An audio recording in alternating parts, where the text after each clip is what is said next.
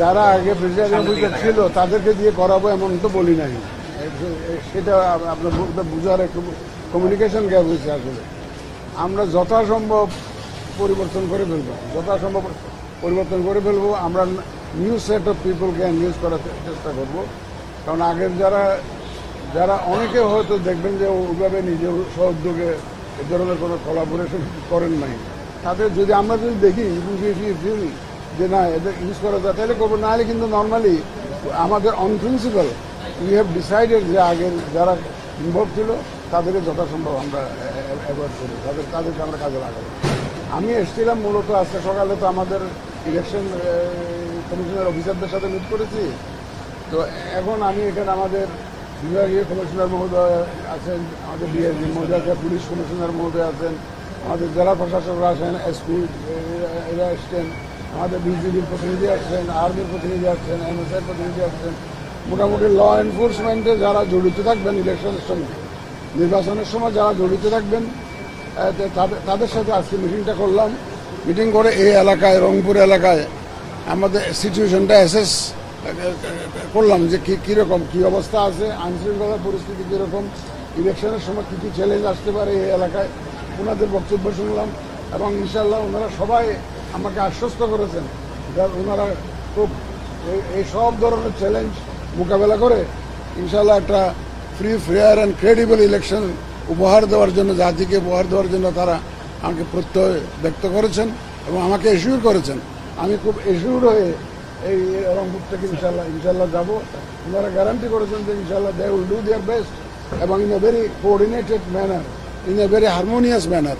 ওনাদের মধ্যে বেশ ভালো কোঅর্ডিনেশন আছে, আমি কোঅর্ডিনেশনের উপর খুব জোর দিয়েছি।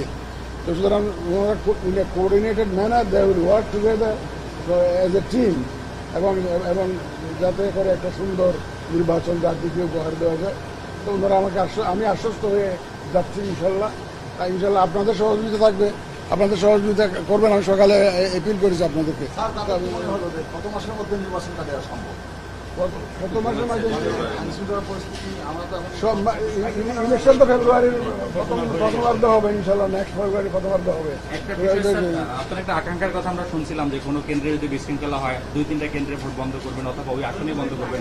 এতে স্যার যদি কেউ মনে করে যে তিনি পরাজিত হতে যাচ্ছেন, তিনি এই সুযোগটা নিয়ে বিশৃঙ্খলা যদি করেন, তাহলে যেই দলের সমর্থক বা প্রার্থী সমর্থক বিশৃঙ্খলা করবে সেই প্রার্থীর ব্যাপারে কোনো পদক্ষেপ? ফার্স্ট অফ অল তো বিশৃঙ্খলা করার সুযোগ দিতে থাকবো না, বিশৃঙ্খলা করতে দেওয়া হবে না, নাম্বার ওয়ান।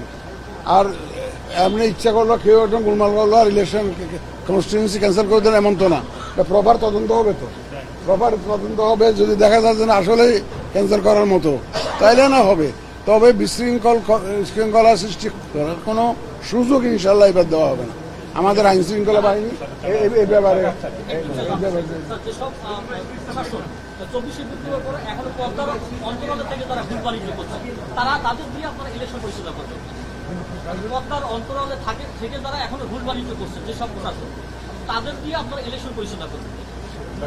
একটু সময় দেন না, আমরা তো অ্যাসেস করতেছি আমরা কাদেরকে কাজে লাগাবো। আমরা তো we are not sitting idol.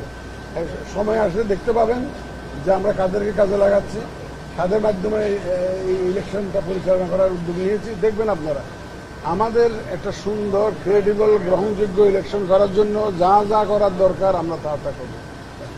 ধন্যবাদ।